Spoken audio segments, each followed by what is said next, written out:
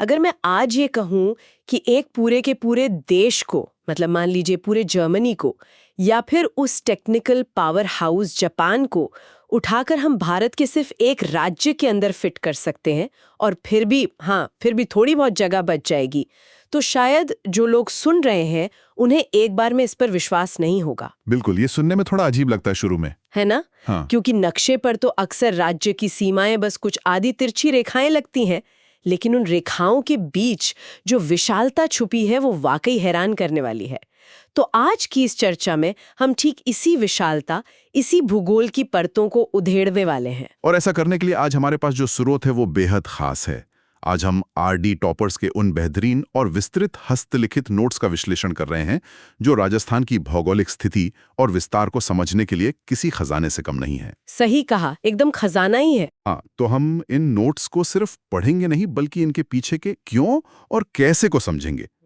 एक मान लीजिए, एक काल्पनिक ब्लैक बोर्ड पर जैसे एक अनुभवी शिक्षक एक एक धागे को सुलझाता है, वैसे ही आज हम इन नोट्स को डिकोड करेंगे। प्राचीन नामकरण से लेकर अक्षांश देशांतर के उलझे हुए गणित, सूर्य की किरणों का विज्ञान और हर एक बॉर्डर को समझेंगे। आज कोई भी बिंदु छूटने वाला नहीं है। तो चलिए फिर बिल्कुल शुरुआत से शुरू करते हैं। मेरा मानना है कि किसी भी जगह के भूगोल को समझने से पहले उस जमीन के नाम का इतिहास जानना जरूरी होता है। बिल्कुल जरूरी है। तो आज जिसे हम राजस्थान कहते हैं, क्या हमेशा से इसका यही नाम था?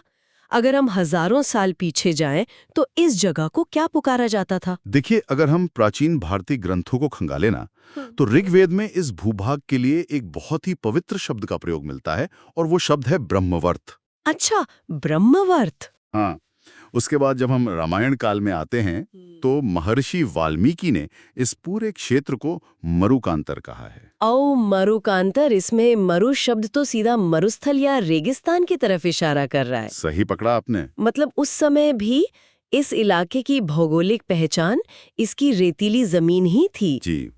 लेकिन क्या पत्थरों पर उकेरा गया कोई ऐसा लिखित प्रमाण है जहां से ये राजस्थान शब्द की झलक मिलनी शुरू होती है? हाँ, और ये जो तथ्य मैं बता रहा हूँ, ये परीक्षाओं के लिए बहुत ही महत्वपूर्ण है। देखिए, सिरोही जिले में खिमल माता का मंदिर है। हाँ हाँ। वहां से बसंतगढ़ शिलालेख प्राप्त हुआ है। ये शिलालेख 625 ईस्वी यानी 682 विक्रम संवत का है। इसमें जो शब्द उकेरा गया है वो है राजस्थानादित्य। राजस्थानादित्य, वाह। लेकिन अगर हम बिल्कुल स्पष्ट रूप से राजस्थान शब्द के पहले ऐतिहासिक उपयोग की बात करें, तो वो हमें मुहनोत नैन्सी ख्यात नामक ग्रंथ में देखने को मिलता है। अच्छा, वहां सीधा राजस्थान लिखा है।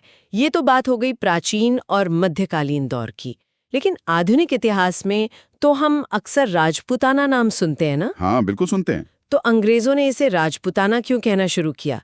क्या ये सिर्फ यहाँ के शासकों की वजह से था? काफी हद तक, हाँ। देखिए, जॉर्ज थॉमस वो पहले व्यक्ति थे जिन्होंने सन 1800 ईस्वी में इस पूरे क्षेत्र को राजपूताना नाम दिया था। अच्छा, जॉर्ज थॉमस ने। हाँ, और इसमें दिलचस्प बात यह है कि इसका लिखित प्रमाण हमें 1805 में विलियम फ्रैंकलिन की एक पुस्तक में मिलता है।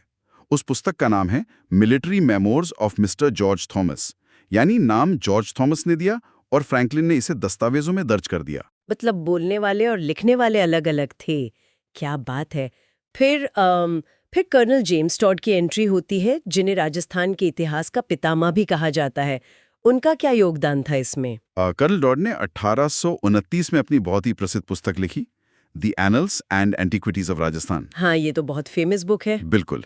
इस पुस्तक में उन्होंने यहाँ के रियासतों और राजवाड़ों को देखते हुए इस भूभाग को रायथान, राजवाड़ा और अंततः राजस्थान कहा। तो वहां से ये फाइनल नाम आया। एग्जैक्टली।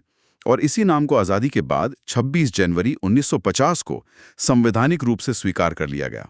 और आज जो नक्शा हम 50 जिलों या वर्तमान संभागों के साथ देखते हैं ना, उसकी अंतिम नींव 1 नवंबर 1956 को रखी गई थी। चलिए, नाम और इतिहास का ये सफर तो पूरा हुआ। अब इस जमीन के टुकड़े को पूरी दुनिया के नक्शे पर यानी ग्लोब पर ढूंढने की कोशिश करते हैं। अगर हम पृथ्वी को बीच से काट दें तो राजस्थान कहाँ मिलेगा?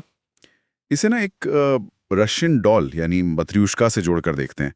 जैसे आप डिब्बे के अंदर डिब्बा खोलते हैं ना, वैसे ही इसको समझेंगे। अच्छा, डिब्बे के अंदर डिब्बा। ठीक है। अगर हम भूमध्य रेखा यानी इक्वेटर को आधार माने, तो अक्षांशीय दृष्टि से राजस्थान पूरी तरह उत्तरी गोलार्ध यानी नॉर्दर्न हेमिस्फेयर में आता है। ठीक है। और अगर हम ग्रीनविच रेखा को आधार माने तो देशांतरीय दृष्टि से ये पूर्वी गोलार्ध में। अच्छा। अब इन दोनों को मिला दें तो ग्लोब पर इसकी सटीक जगह उत्तरी पूर्वी गोलार्ध बनती है। यहाँ मुझे ना वास्तुशास्त्र की दिशाओं या कोणों का एक बहुत ही रोचक गणित याद आ रहा है। परीक्षाओं में सीधा गोलार्ध पूछने के बजाय दिशा का कोण पूछ लिया जाता है। बिल्कुल, ये एक बहुत कॉमन पैटर्न है। अगर हम उसी डिब्बे के अंदर डिब्बे वाली बात को आगे बढ़ाएं तो दुनिया के नक्शे में राजस्थान उत्तर पूर्व दिशा में है, जिसे ईशान कोण कहा जाता है।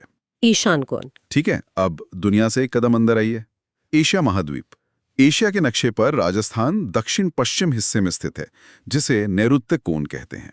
अच्छा, नैऋत्य कोण। और सबसे आखिरी डिब्बा हमारा अपना देश भारत। हाँ। भारत के नक्शे पर ये उत्तर पश्चिम दिशा में है, जिसे वायव्य कोण कहा जाता है। वायव्य कोण। अभी अगर हम इतिहास को पलटकर देखें तो भारत पर जितने भी बड़े विदेशी आक्रमण हुए वो इसी उत्तर पश्चिमी हिस्से यानी इसी वायव्य कोण से हुए थे, है ना? एकदम सही बात है। मतलब राजस्थान की ये भौगोलिक स्थिति ही उसके युद्धों और उसके वीरों के इतिहास का सबसे बड़ा कारण रही है। खैर, वापस भूगोल पर आते हैं। उत्तरी गोलार्ध में होने का मतलब है कि यहाँ सूर्य की किरणों का भी एक अलग ही खेल होता होगा, खासकर उम्र कर्क रेखा के संदर्भ में। हाँ, सूर्य और पृथ्वी का ये संबंध समझना स्टूडेंट्स के लिए बहुत जरूरी है। देखिए, साल में 2 बहुत महत्वपूर्ण दिन होते हैं। पहला है 21 जून, जिसे कर्क संक्रांति कहते हैं। 21 जून, ठीक है। इस दिन सूर्य 23 डिग्री 30 मिनट उत्तरी अक्षांश यानी कर्क रेखा पर एकदम सीधा 90 डिग्री के कोण पर चमकता है। और क्योंकि कर्क रेखा राजस्थान के बिल्कुल दक्षिणी हिस्से से होकर गुजरती है, तो 21 जून को यहाँ क्या बदलाव आते हैं? 21 जून को राजस्थान में दिन साल का सबसे बड़ा दिन होता है और रात सबसे छोटी होती है। और क्योंकि सूर्य बिल्कुल सर के ऊपर होता है ना, इसलिए दोपहर के समय किसी भी चीज की परछाई सबसे छोटी बनती है। ओह, परछाई सबसे छोटी है। हाँ, इसके ठीक विपरीत स्थिति 22 दिसंबर को होती है, जिसे मकर संक्रांति या विंटर सॉल्स्टिस कहते हैं। मकर संक्रांति पर तो सूर्य दक्षिणी गोलार्ध में चला जाता है ना? सही कहा आपने। उस समय सूर्य मकर रेखा पर सीधा होता है, जो हमसे बहुत दूर है। हाँ। इसलिए 22 दिसंबर को राजस्थान में रातें सबसे बड़ी हो जाती हैं, दिन सबसे छोटे हो जाते हैं और सूर्य की किरणें इतनी तिरछी होती हैं कि परछाई सबसे लंबी बनती है। यहाँ एक बहुत ही लॉजिकल सवाल दिमाग में आता है मेरे। अगर पृथ्वी पश्चिम से पूर्व की ओर घूम रही है तो राजस्थान में सबसे पहले सूरज की किरणें कहाँ गिरती हैं? बहुत आसान है। जो हिस्सा सबसे पूर्व में होगा वहां सूरज सबसे पहले दिखेगा। हाँ, वो तो है। राजस्थान का सबसे पूर्वी छोर धौलपुर जिले का सिलाना गांव है। वहां सूर्योदय और सूर्यास्त दोनों सबसे पहले होते हैं। और सबसे पश्चिमी छोर जैसलमेर का कतरा गांव है। हाँ, तो जाहिर है वहां सूरज सबसे अंत में उगता होगा और अस्त भी सबसे अंत में होता होगा। लेकिन ये किरणों के सीधे और तिरछेपन का क्या नियम है? ये एक बहुत ही सीधा सा ज्योमेट्रिकल नियम है।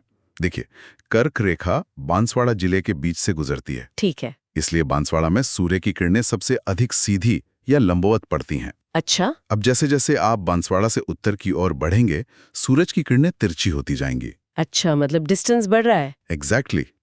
इसीलिए राज्य के सबसे उत्तरी जिले यानी श्री गंगानगर में सूर्य की किरणें सर्वाधिक तिरछी पड़ती हैं। तिरछी किरणों का मतलब है कि वो ज्यादा दूरी तय करके आती हैं और ज्यादा बड़े इलाके में फैल जाती हैं।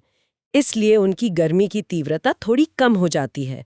लेकिन इन नोट्स में ना मुझे एक बहुत बड़ा विरोधाभास, मतलब एक पैराडॉक्स दिख रहा है। कैसा पैराडॉक्स? जब सूर्य सबसे सीधा बांसवाड़ा में चमकता है तो सौर ऊर्जा यानी सोलर एनर्जी पैदा करने की सबसे ज्यादा संभावना जोधपुर में क्यों है, बांसवाड़ा में क्यों नहीं? वाह, ये एक बहुत ही शानदार बिंदु है परीक्षा के नजरिए से, है ना? देखिए, सिर्फ किरणें सीधी पड़ना ही काफी नहीं होता। जोधपुर में दिन के समय सूर्य सीधा तो चमकता ही है, लेकिन वहां की जलवायु शुष्क है और आसमान साल भर साफ रहता है। ओह, मतलब बादलों की रुकावट नहीं होती वहां। बिल्कुल सही। इसी साफ आसमान और लंबे शुष्क दिनों के कारण जोधपुर सौर विकिरण यानी सोलर रेडिएशन को पकड़ने के लिए सबसे आदर्श स्थान बन जाता है। कमाल है, भूगोल और मौसम का ये तालमेल वाकई दिलचस्प है। अब एक काम करते हैं, इस पूरे नक्शे को अक्षांश और देशांतर के डिग्री और किलोमीटर वाले सटीक गणित में तौलते हैं। चलिए फिर दिमाग में एक प्लस का निशान बना लीजिए। बना लिया। पहले ऊपर से नीचे यानी उत्तर से दक्षिण की बात करते हैं। राजस्थान का सबसे दक्षिणी बिंदु बांसवाड़ा का बोरकुंडा गांव है, जो 23 डिग्री 3 मिनट उत्तरी अक्षांश पर है। 23 डिग्री 3 मिनट, ठीक है। यहां से शुरू होकर ये राज्य उत्तर में श्री गंगानगर के कोना गांव तक जाता है, जो 23 डिग्री 12 मिनट उत्तरी अक्षांश पर है। तो अगर हम गणित लगाएं तो 23 डिग्री 12 मिनट में से 23 डिग्री 3 मिनट घटाने पर कुल अक्षांशीय विस्तार 60 डिग्री 9 मिनट आता है। एकदम सटीक। अब पश्चिम से पूर्व की चौड़ाई नापते हैं। पश्चिम में जैसलमेर के कतरा गांव, जो 69 डिग्री 30 मिनट पूर्वी देशांतर पर है, वहां से लेकर पूर्व में धौलपुर के सिलाना गांव तक ये राज्य फैला है। और सिलाना गांव का देशांतर है 78 डिग्री 17 मिनट। हाँ, तो अब इसका कुल देशांतरीय विस्तार कितना हुआ? ये हो गया 8 डिग्री 47 मिनट। सही जवाब। अब अगर हम इस डिग्रीज को किलोमीटर में बदलें तो उत्तर से दक्षिण की कुल लंबाई 826 किलोमीटर है। 826? और पश्चिम से पूर्व की कुल चौड़ाई 869 किलोमीटर है। यहाँ रुककर अगर इस नंबर को ध्यान से देखें, चौड़ाई 869 और लंबाई 826, इसका सीधा सा मतलब है कि राजस्थान लंबा कम है और चौड़ा ज्यादा है ना? बिल्कुल। और दोनों में कितने किलोमीटर का फर्क है? दोनों में 43 किलोमीटर का फर्क है। सही। और ये जो पूर्व से पश्चिम का फैलाव है ना, यही समय के उस अंतर को पैदा करता है, जो आपने थोड़ी देर पहले सिलाना और कातरा के बारे में पूछा था। अच्छा, समय का अंतर इससे जुड़ा है। हाँ, देशांतर रेखाओं का सीधा संबंध समय से होता है। पृथ्वी को 1 डिग्री देशांतर पार करने में 4 मिनट का समय लगता है। ठीक है। राजस्थान के पूर्वी और पश्चिमी छोर के बीच हमने देखा 8 डिग्री 47 मिनट का अंतर है। जब हम इसे 4 मिनट से गुणा करते हैं तो ये लगभग 35 मिनट और 8 सेकंड आता है। ये तो बहुत ही मजेदार बात है। मतलब जब सर्दियों की सुबह है, धौलपुर के सिलाना गांव में लोग चाय पी रहे होते हैं और सूरज निकल चुका होता है, तब जैसलमेर के कातरा गांव में लोग 35 मिनट तक और अंधेरे में ही रहते हैं। हाँ, सूरज वहाँ 35 मिनट की देरी से पहुंचता है। अच्छा, हमने कर्क रेखा की बात की थी, क्या ये सिर्फ बांसवाड़ा से ही गुजरती है? ये मुख्य रूप से 2 जिलों को छूती है। बांसवाड़ा में इसकी लंबाई लगभग 25 किलोमीटर है और ये डूंगरपुर जिले की दक्षिणी सीमा को मात्र 1 किलोमीटर तक छूती है। तो कुल लंबाई 26 किलोमीटर हुई। एग्जैक्टली। बांसवाड़ा का छिंच गांव पूरी तरह से कर्कलेखा के ऊपर बसा हुआ है और सबसे नजदीकी शहर जो है वो कुशलगढ़ है। चलिए, हमने लंबाई, चौड़ाई, डिग्री सब देख लिया। अब अगर मैं हवा में उड़कर ऊपर से इस राज्य को देखूं तो इसकी आकृति, मतलब इसका शेप कैसा लगेगा? एक बहुत ही प्रसिद्ध विद्वान हुए हैं T.H. हैंडले। उन्होंने जब इसे देखा तो कहा कि इसकी आकृति एक विषम कोणीय चतुर्भुज यानी रोम्बस के समान है। रोम्बस? अगर सीधी भाषा में कहें तो कैसा? सीधी भाषा में कहें तो ये उड़ने वाली पतंग यानी काइट के आकार का है। अगर ये पतंग है तो इसका एकदम मध्य बिंदु कहाँ है, जिसे हम सेंटर पॉइंट कहते हैं, जहां धागा बांधा जाता है? ये भी एक बहुत ही रोचक विवाद है। देखिए, परंपरागत राजस्व रिकॉर्ड और पुरानी मैपिंग के अनुसार नागौर जिले के लैम्पोलाई गांव को राजस्थान का एकदम मध्य बिंदु माना जाता है। लैम्पोलाई, ठीक है। लेकिन आज जब हम सैटेलाइट सर्वे और जीपीएस की आधुनिक तकनीक का इस्तेमाल करते हैं तो बिल्कुल सटीक मध्य बिंदु नागौर का ही गावगराना गांव निकलता है। गागराना, ये अपडेट याद रखने वाला है स्टूडेंट्स के लिए। अब आते हैं उस बात पर जिसने मुझे शुरुआत में सबसे ज्यादा चौंकाया था, इसका क्षेत्रफल। हाँ, राजस्थान का कुल क्षेत्रफल 3,42,239 वर्ग किलोमीटर है। 3,42,239। और परीक्षाओं में न फंसाने के लिए कई बार इसे वर्ग मील यानी स्क्वायर माइल्स में पूछ लिया जाता है, जो कि 1,32,139 वर्ग मील होता है। वर्ग मील वाला डेटा भी याद रखना जरूरी है। यही विशालता ही तो वजह है कि ये भारत का सबसे बड़ा राज्य है। हाँ, ये पूरे भारत के भूभाग का 10.41% हिस्सा अकेले कवर करता है। और अगर पूरे विश्व के क्षेत्रफल की बात करें तो विश्व का 0.25% भूभाग राजस्थान है। जो लोग सुन रहे हैं उन्हें इसकी असली विशालता तब समझ आएगी जब हम अंतर्राष्ट्रीय तुलना करेंगे। ये सिर्फ भारत का एक राज्य नहीं है, ये अपने आप में कई देशों के बराबर है। सच कहा आपने। अगर हम दुनिया के नक्शे को देखें तो Congo Republic, Germany, Norway, Poland, Vietnam, Finland और जापान जैसे देश क्षेत्रफल के मामले में राजस्थान के लगभग बराबर हैं। सोच कर देखिए, दुनिया की तीसरी सबसे बड़ी इकोनॉमी जापान और यूरोप का पावर हाउस जर्मनी, ये सिर्फ राजस्थान के बराबर है। और तुलना यही नहीं रुकती, ये ब्रिटेन से 2 गुना बड़ा है, हमारे पड़ोसी देश श्रीलंका से 5 गुना बड़ा है और इजराइल जैसे ताकतवर देश से ये पूरे 17 गुना बड़ा है। इजराइल से 17 गुना बड़ा। बाप रे। अब जाहिर सी बात है, जो राज्य आकार में इतना विशाल है, उसकी सीमाएं मतलब उसके बॉर्डर्स भी उतने ही पेचीदा और लंबे होंगे। इन सीमाओं का क्या गणित है, जरा इसको भी डिकोड करते हैं। राजस्थान की कुल स्थलीय सीमा 19,720 किलोमीटर लंबी है। 19,720, ठीक है। इसे आसानी से समझने के लिए हम 2 हिस्सों में बांटते हैं। एक वो सीमा जो दूसरे देश यानी पाकिस्तान से लगती है, जिसे अंतर्राष्ट्रीय सीमा कहते हैं, और दूसरी वो जो देश के ही अन्य राज्यों से लगती है, यानी अंतर्राज्यीय सीमा। तो उस रेखा से शुरू करते हैं जिसने इतिहास में सबसे ज्यादा दर्द और विवाद दिया है, अंतर्राष्ट्रीय सीमा। इस सीमा की कुल लंबाई 1070 किलोमीटर है और इसे रेड क्लिफ रेखा के नाम से जाना जाता है। रेड क्लिफ, हाँ। 17 अगस्त 1947 को सर सिरिल रैडक्लिफ द्वारा इसका निर्धारण किया गया था। ये राज्य की कुल सीमा का लगभग 18% हिस्सा है और भारत की कुल रैडक्लिफ रेखा का 32.19% है। ये शुरू कहाँ से होती है और खत्म कहाँ होती है? ये उत्तर में श्री गंगानगर जिले के हिंदू मालकोट नामक स्थान से शुरू होती है और पश्चिम से होते हुए दक्षिण में बाड़मेर जिले के शाहगढ़ तक जाती है। अगर हम जिलों के हिसाब से देखें तो किस जिले को इस सीमा का सबसे बड़ा हिस्सा मिला है? अगर हम अवरोही क्रम यानी डिसेंडिंग ऑर्डर ज्यादा से कम की ओर चले ना, तो सबसे लंबी अंतर्राष्ट्रीय सीमा जैसलमेर की है, 464 किलोमीटर। जैसलमेर सबसे आगे है। दूसरे नंबर पर बाड़मेर आता है 228 किलोमीटर के साथ। तीसरे पर श्री गंगानगर 210 किलोमीटर। चौथे पर बीकानेर 168 किलोमीटर। और अब पुनर्गठन के बाद इसमें नया जिला फलोडी भी जुड़ गया। देखिए, परीक्षाओं में एग्जामिनर्स अक्सर सीधे सवाल नहीं पूछते, वो शब्दों के जाल बुनते हैं। इस सीमा को लेकर ऐसे कौन से ट्रिकी सवाल बन सकते हैं? सबसे बड़ा जाल बुना जाता है केवल शब्द के साथ। अच्छा, केवल के साथ कैसे? अगर सवाल आता है कि अंतर्राष्ट्रीय सीमा पर कुल कितने जिले हैं, तो जवाब 5 होगा। लेकिन अगर पूछा जाए केवल अंतर्राष्ट्रीय सीमा वाले कितने जिले हैं, तो जवाब होगा 3। ओह, और वो 3 कौन से होंगे? बीकानेर, फलोदी और जैसलमेर।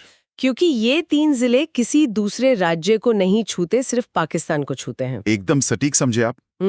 और वो 2 जिले जो अंतर्राष्ट्रीय यानी पाकिस्तान और अंतर्राज्य यानी पड़ोसी राज्य दोनों सीमाएं बनाते हैं, वो हैं श्री गंगानगर जो पाकिस्तान और पंजाब दोनों से लगता है, और बाड़मेर जो पाकिस्तान और गुजरात दोनों से लगता है। ये बहुत ही महत्वपूर्ण लॉजिक है। एक और तथ्य ये है कि पाकिस्तान सीमा के सबसे नजदीक जिला मुख्यालय श्री गंगानगर का है और सबसे दूर बीकानेर का है। और उस पार यानी पाकिस्तान के कौन से इलाके हमसे टकराते हैं? पाकिस्तान के 2 प्रांतों के कुल 9 जिले राजस्थान से लगते हैं। पहले पंजाब प्रांत की बात करते हैं। वहाँ के 3 जिले हैं। ठीक है। बहावलनगर, बहावलपुर और रहीम यार खान। और सिंध प्रांत के? सिंध प्रांत के 6 जिले हैं। घोटकी, खैरपुर, उमरकोट, सुक्कुर, संघर और थार पारकर। इनमें सबसे ज्यादा किससे लगती है? पाकिस्तान का बहावलनगर हमारे साथ सबसे लंबी सीमा बनाता है और उमरकोट सबसे छोटी सीमा बनाता है। चलिए, अंतर्राष्ट्रीय सरहद तो पार कर ली, अब अपने देश के अंदर के पड़ोसियों से मिलते हैं। जो बाकी बची हुई 4850 किलोमीटर की अंतर्राज्यीय सीमा है, वो किन राज्यों से लगती है? ये सीमा भारत के 5 राज्यों से लगती है: पंजाब, हरियाणा, उत्तर प्रदेश, मध्य प्रदेश और गुजरात। अगर मुझे इसमें तुक्का लगाना हो तो मैं कहूंगी कि सबसे लंबी सीमा शायद गुजरात या हरियाणा से लगती होगी। यहीं पर अक्सर गलती होती है स्टूडेंट्स से। अच्छा। हमारी सबसे लंबी अंतर्राज्यीय सीमा मध्य प्रदेश के साथ लगती है, जो पूरे 1600 किलोमीटर लंबी है, और सबसे छोटी सीमा उत्तर में पंजाब के साथ लगती है, जो मात्र 89 किलोमीटर है। तो चलिए फिर इन 5 राज्यों का क्रमबद्ध विश्लेषण करते हैं। सबसे पहले उत्तर में पंजाब। इसकी सीमा 89 किलोमीटर है। यहाँ राजस्थान के 2 जिले श्री गंगानगर और हनुमानगढ़ पंजाब के 2 जिलों फाजिलका और मुक्तसर के साथ जुड़ते हैं। ठीक है, 2 इधर और 2 उधर। फिर आता है हरियाणा, जिसके साथ 1262 किलोमीटर की सीमा है। यहाँ राजस्थान के 8 जिले हरियाणा के 7 जिलों से लगते हैं। अच्छा। उसके बाद पूर्व में उत्तर प्रदेश के साथ 877 किलोमीटर की सीमा है, जहाँ राजस्थान के 3 जिले दीग, भरतपुर और धौलपुर यूपी के 2 जिलों आगरा और मथुरा को छूते हैं। और फिर आता है मध्य प्रदेश का वो विशाल 1600 किलोमीटर का बॉर्डर। हाँ बिल्कुल, मध्य प्रदेश के साथ राजस्थान के पूरे 10 जिले लगते हैं और सामने एमपी के भी 10 जिले हैं। इसमें सबसे ज्यादा किसकी लगती है? इसमें झालावाड़ की सीमा सबसे लंबी है 520 किलोमीटर और भीलवाड़ा की सीमा सबसे छोटी है। और आखिरी राज्य? अंत में आता है गुजरात, जिसके साथ हमारी 1022 किलोमीटर की सीमा है। यहाँ राजस्थान के 6 जिले गुजरात के 6 जिलों से लगते हैं, जिनमें उदयपुर सबसे ज्यादा और बाड़मेर सबसे कम सीमा साझा करता है। देखिए, भूगोल कभी भी हमेशा सीधा नहीं होता, उसमें कुछ ना कुछ उपवाद यानी एक्सेप्शन जरूर होते हैं। राज्य की आंतरिक सीमाओं को लेकर इन नोट्स में क्या खास बातें लिखी हैं? बहुत ही जटिल और रोचक बातें हैं। जैसे राजस्थान के कुल 28 जिले ऐसे हैं जो किसी न किसी बाहरी सीमा यानी अंतर्राष्ट्रीय या अंतर्राज्यीय को छूते हैं। ठीक है। लेकिन अगर पूछा जाए कि अंतर्राज्यीय सीमा बनाने वाले जिले कितने हैं, तो वो 25 हैं। और फिर वही केवल वाला शब्द इधर भी आता है। केवल अंतर्राज्यीय सीमा वाले जिले 23 हैं। ये तो गणित का अच्छा खासा पजल हो गया। क्या किसी जिले का भौगोलिक आकार भी विचित्र है? हाँ बिल्कुल, 2 जिले ऐसे हैं जो मध्य प्रदेश के साथ 2-2 बार सीमा बनाते हैं। 2 बार? कौन से? कोटा और चित्तौड़गढ़। लेकिन दोनों के भूगोल में एक बहुत बड़ा अंतर है। कैसा अंतर? कोटा विखंडित नहीं है, मतलब टूटा हुआ नहीं है, बस उसकी बनावट ही ऐसी है कि वो एमपी को 2 तरफ से छूता है। जबकि चित्तौड़गढ़ एक विखंडित यानी फ्रेगमेंटेड जिला है। विखंडित का मतलब? क्या वो 2 टुकड़ों में बटा हुआ है? जी हाँ, बीच में भीलवाड़ा जिले का कुछ हिस्सा आ जाने के कारण चित्तौड़गढ़ का एक हिस्सा मुख्य जिले से कटकर अलग हो जाता है। ऐतिहासिक रूप से मेवाड़ के भौगोलिक और सामरिक कारणों से इस जमीन का ऐसा बंटवारा हुआ था। अब सीमाओं के बाहर से अंदर की तरफ आते हैं।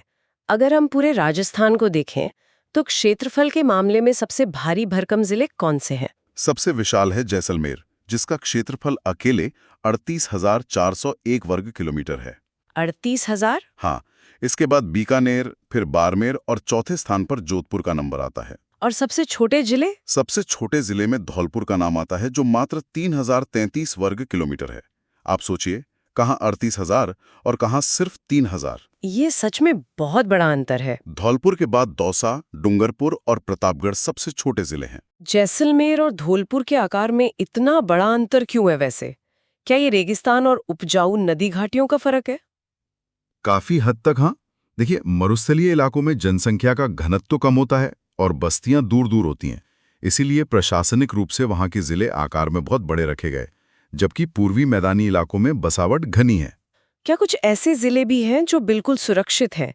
मेरा मतलब है जो ना तो पाकिस्तान को छूते हैं और ना ही भारत के किसी दूसरे राज्य को, चारों तरफ से राजस्थान से ही घिरे हुए।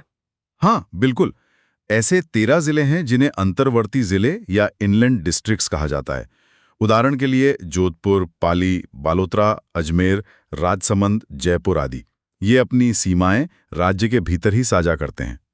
और इनमें से सबसे ज्यादा पड़ोसियों वाला जिला कौन सा है? ऐसे 3 जिले हैं जो 7-7 जिलों के साथ अपनी सीमाएं बनाते हैं। 7 जिलों के साथ? कौन कौन से? जयपुर, पाली और चित्तौड़गढ़। और एक आखिरी मजेदार तथ्य यह है कि 4 जिले ऐसे हैं जो 2 अलग-अलग राज्यों के साथ सीमा बनाते हैं। अच्छा। हनुमानगढ़ जो पंजाब और हरियाणा के साथ, दीघ जो हरियाणा और यूपी के साथ, धौलपुर जो यूपी और एमपी के साथ, और बांसवाड़ा जो एमपी और गुजरात के साथ लगता है। वाह! तो ये थी हमारी आज की यात्रा।